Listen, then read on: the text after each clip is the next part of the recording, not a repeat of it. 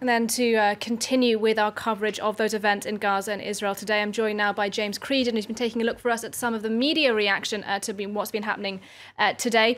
First of all, lots of different media outlets then focusing on the contrasting scenes in Gaza and in Jerusalem.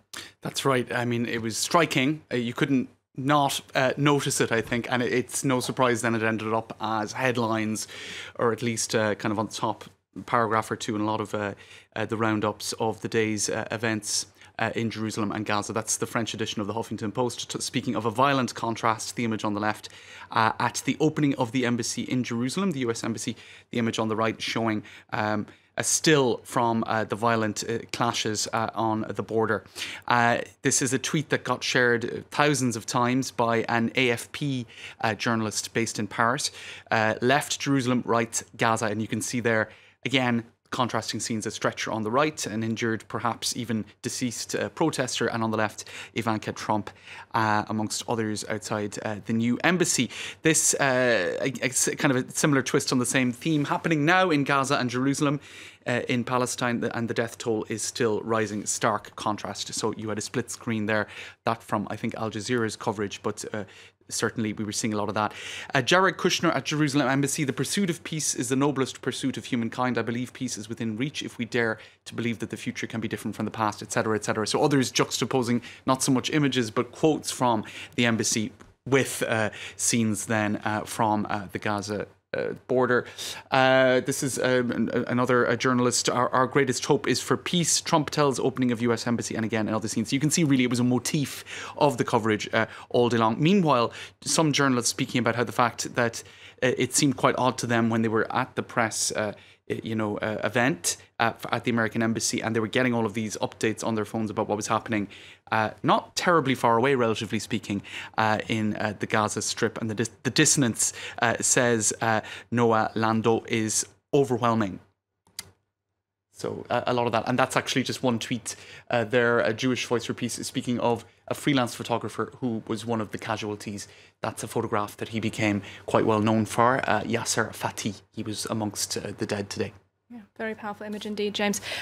Lots of people online then also emphasising the religious element that was apparently so present at that opening ceremony in Jerusalem. That's right. Thus says the Lord. Religious tunes at Jerusalem embassy opening drown out the protests. That's Haaretz, the left-leaning daily. They spoke about how smartphone push notifications told the crowd about the rising death toll. Meanwhile, the ceremony took on a festively religious tone. Now, in the day or two leading up to this as well, Trump was almost being treated as a messiah, according to this headline in Libération, where Jerusalem sort of was turned into Trump land. People wearing the Star-Spangled Banner. A huge amount of appreciation for Donald Trump's decision to move the embassy. Even one football team in Israel actually changing its name to honour the move. What else do we have? Well, there was one Robert Jeffers. He was one of the pastors essentially at the opening event, and he's quite a divisive character. Certainly, he would be on the more extreme end of the evangelical movement in the US, and who would see, I suppose, Jerusalem as a united city being something that is important to fulfilling end times prophecies. You even had Mitt Romney calling him a religious bigot, so his choice, the choice of his being there, was somewhat controversial. Many people obviously then also questioning the timing of this announcement to move the embassy, it being Jerusalem Day, and of course the day before Nakba, that Palestinian day of catastrophe. That's right. It missed no one's attention, and lots of headlines picking up on that. Even this is an Algerian radio station, I think it was picked up by Huffington Post Maghreb as well, calling it a double Nakba this year.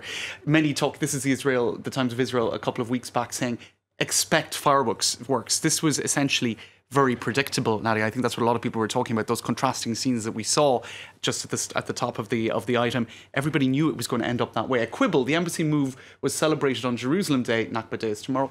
It is impossible to know whether this was a deliberate provocation, etc. And just one final tweet here, also saying that Hamas, Trump and Israel equally to blame. This was all too predictable. Indeed, James. Thank you very much indeed. James Creedon there with Media Watch, our roundup of how the world's been reacting online to those events today in Jerusalem and in Gaza.